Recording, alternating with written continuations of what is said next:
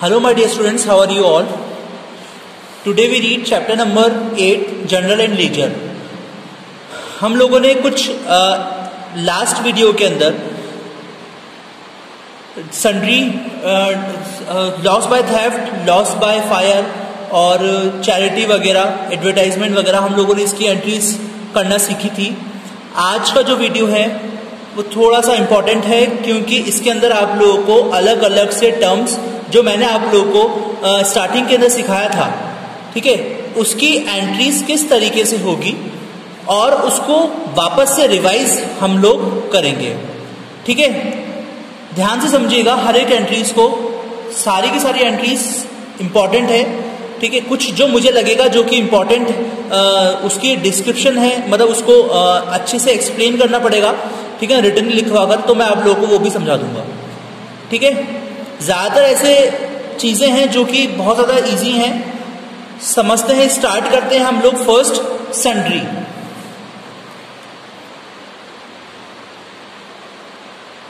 ये सन्ड्री जो होता है ये बिजनेस के अंदर अलग अलग एक्सपेंस होते हैं, ठीक है ना। ये बिजनेस के अंदर अलग अलग ऑफन एक्सपेंस होते हैं। Expenses are incurred in a business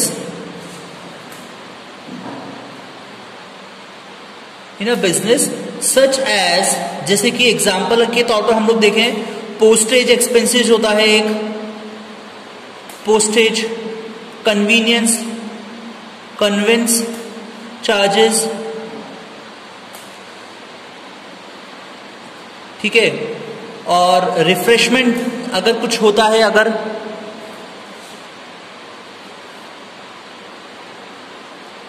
ये सारे के सारे जो एक्सपेंस होते हैं ये सन्ड्री एक्सपेंस कहे जाते हैं। ठीक है, ये सन्ड्री एक्सपेंस कहे जाते हैं। इनकी एंट्री कैसे होती है? ये ज्यादातर यूजुअली जो होते हैं इनकी एंट्री जो होती है वो कैश के अंदर होती है। जो सारी जो ट्रांजेक्शन होते हैं वो यूजुअली कैश में होते हैं, तो इसकी एंट्री होगी sundry expense account debit to cash account. ठीक है, ये एंट्री हमारी सन्ड्री एक्सपेंस की होती है। एक इंपॉर्टेंट आता है क्लोजिंग स्टॉक। क्लोजिंग स्टॉक, ये क्लोजिंग स्टॉक होता क्या है? क्लोजिंग स्टॉक वो स्टॉक होता है जो कि पूरा फाइनेंशियल ईयर में, जब हमारा फाइनेंशियल ईयर खत्म होता है तब क्या होता है, वो सारा का सारा स्टॉक जो कि पूरा बेचा नहीं गया है पूरे साल भर के अंदर, यानी कि वो सोल्ड नहीं हुआ है स्टॉक, ठीक है, वो स्टॉक क्या कहलाता है? क्लोजिंग स्टॉक या फिर अनसोल्ड स्टॉक। लेकिन हम लोग इसको अनसोल्ड स्टॉक नहीं कह देते हैं, ठीक है, इसको हम लोग क्लोजिंग स्टॉक कहते हैं। लेकिन ट्रायल बैलेंस के अंदर, जैसे ही नेक्स्ट ईयर के अंदर हम लोग ट्रायल बैलेंस बनाते हैं प्रॉफिट एंड लॉस के अंदर, सबसे पहली जो एंट्री होती है इस क्लोजिंग स्टॉक की, वो ओपनिंग स्टॉक के अंदर आती है। ठीक है, जब फाइनेंशियल ईयर नया स्टार्ट होता है तब। लेकिन हम लोग इसकी एंट्री कैसे करेंगे? जो इसकी एंट्री होगी वो होगी closing stock account debit to trading account, to trading account. Okay, closing stock आप लोगों को समझ में आया होगा कि क्लोजिंग स्टॉक होता क्या है। इसकी एंट्री आप लोग ध्यान रखिएगा, closing stock account debit to trading account. अब हम लोग देखेंगे आउटस्टैंडिंग एक्सपेंस के बारे में। अभी आउटस्टैंडिंग एक्सपेंस आखिर होता क्या है देखिएगा। आउटस्टैंडिंग एक्सपेंसेस वो एक्सपेंसेस होते हैं जो कि रिलेट करते हैं करंट अकाउंटिंग ईयर से, लेकिन इनको पेड किया जाता है पूरे साल में, साल के एंड में। They are accounted in the books of accounts as expenses and also payable, और इनकी एंट्री भी करना जरूरी होती है, ठीक है ना। तो देखें, इसको समझने के लिए हम लोग देखेंगे एक एग्जांपल, आप लोग देखिएगा। Wages for the year ended 31 March 2013 are 6000, यानी कि जो वेजेस हुए, ठीक है, जो वेजेस हुए हैं वो 6000 के हुए हैं आउट ऑफ 500, यानी कि जिसमें से 500 रुपीज मंथ के हैं मार्च के। 2013 have been paid in April 2013 since 500 as on 31st March 2013 is yet to be paid is should be recorded in the books by passing following journal entry। तो इसकी journal entry होगी, वो होगी wages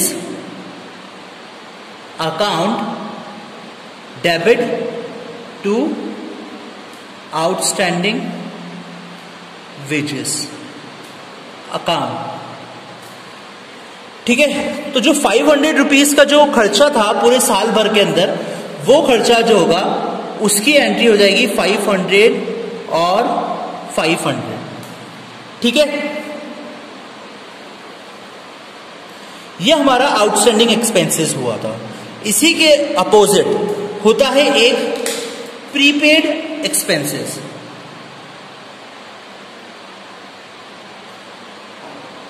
prepaid expenses क्या होता है, इसको भी ध्यान समझना।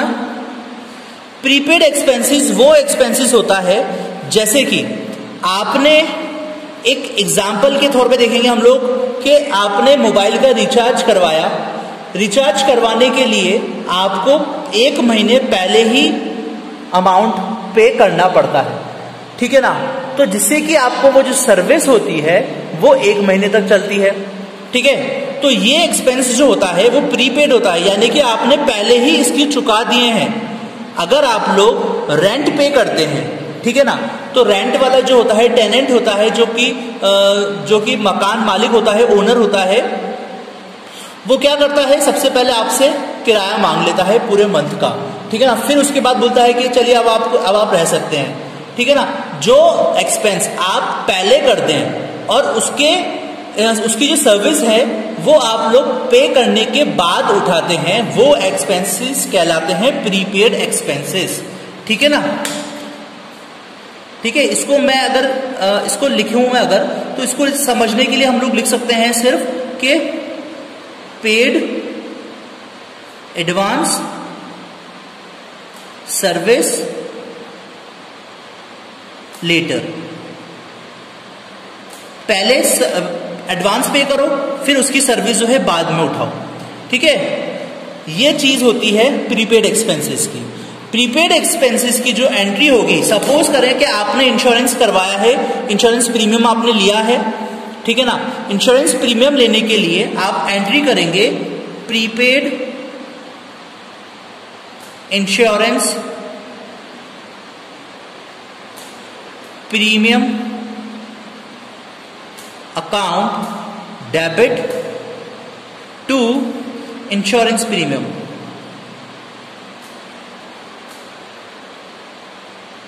अकाउंट।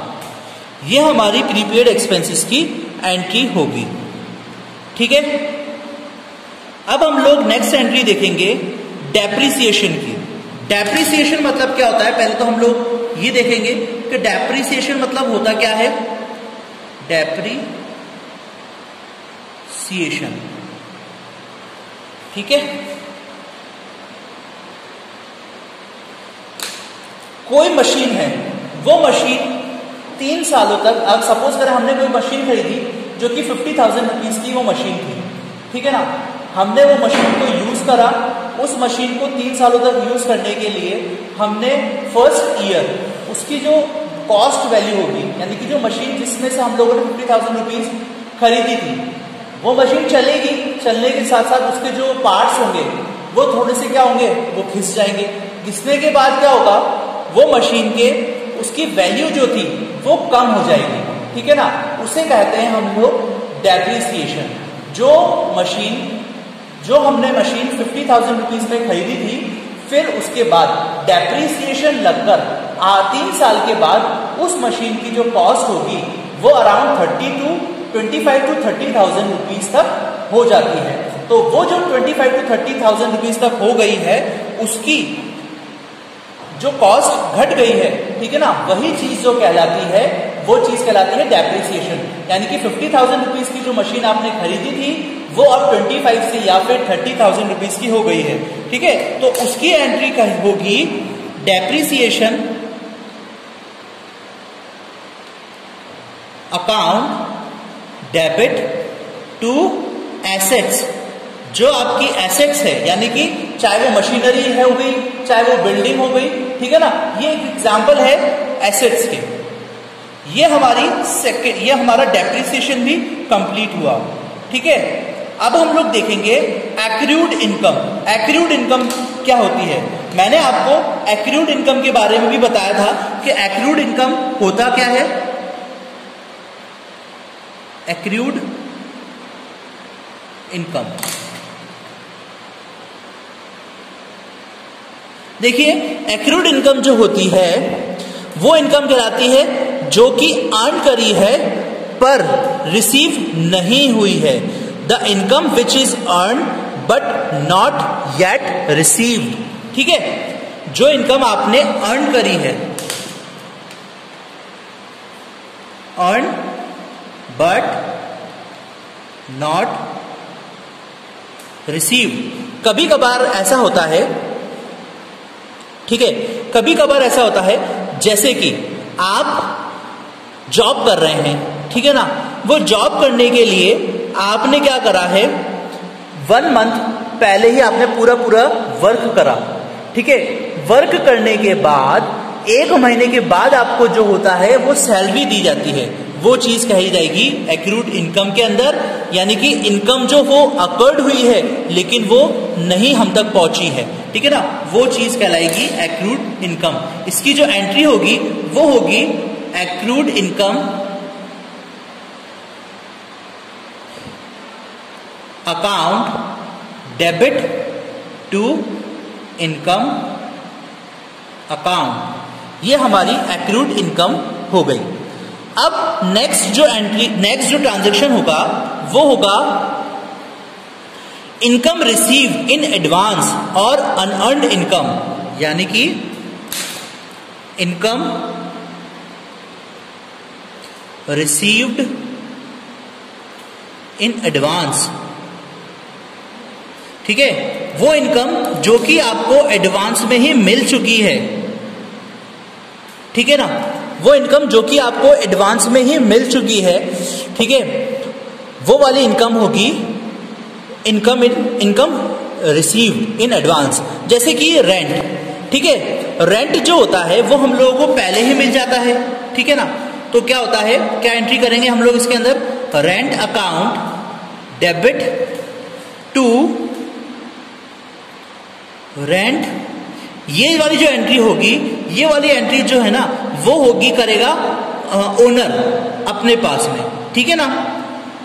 और आउटस्टैंडिंग एक्सपेंसेस वाली जो एंट्री होगी वो करेगा टेनेंट, ठीक है ना। ये एक एग्जांपल बता रहा हूं मैं आप लोगों को, ठीक है ना। Rent account debit to rent received in advance, ठीक है, ये वाली एंट्री होगी हमारी। अब हम लोग देखेंगे interest on capital. Interest on capital, ये जो इंटरेस्ट ऑन कैपिटल होता है यानी कि कैपिटल के ऊपर लगाया गया इंटरेस्ट। जैसे कि इंटरेस्ट जो होती है वो प्रोप्राइटर के कैपिटल पे दिया जाता है। ये एक एक्सपेंस होता है फर्म का जो कि इंटरेस्ट अलाउ करता है कैपिटल पे। इसकी एंट्री करी जाती है interest on capital, interest on capital account debit to capital account, ठीक है। लास्ट हम लोग देखेंगे interest on drawing. Interest on drawings. Interest on drawing क्या होता है, देखिएगा, ड्राइंग्स मतलब होता है, मैंने आपको पहले बताया था, ड्राइंग्स मतलब होता है अपने खुद के लिए पर्सनल यूज के लिए बिजनेस में से कैपिटल या फिर कैश निकालना, गुड्स निकालना या फिर कैश निकालना प्रोप्राइटर के लिए। अगर उसमें कोई इंटरेस्ट चार्ज लगता है ड्राइंग्स में, ठीक है ना, तो इट इज एन इनकम, तो वो आप लोगों की इनकम होगी। तो इसकी जो एंट्री होगी वो एंट्री इस तरह से होगी, drawings account debit to interest on drawing, to interest on drawings. ठीक है, ये हमारी कुछ एंट्रीज हैं जिसकी एंट्रीज हम लोगों को एंट्री जनरल एंट्री करनी पड़ती है। अब नेक्स्ट जो इसके जो ट्रांजेक्शन्स है, जो कि एंट्री हम लोगों को एग्जांपल्स के थ्रू समझेंगे, वो हम लोग नेक्स्ट वीडियो के अंदर समझेंगे। ठीक है, तो मिलेंगे हम लोग नेक्स्ट वीडियो के अंदर। Thank you, have a great day.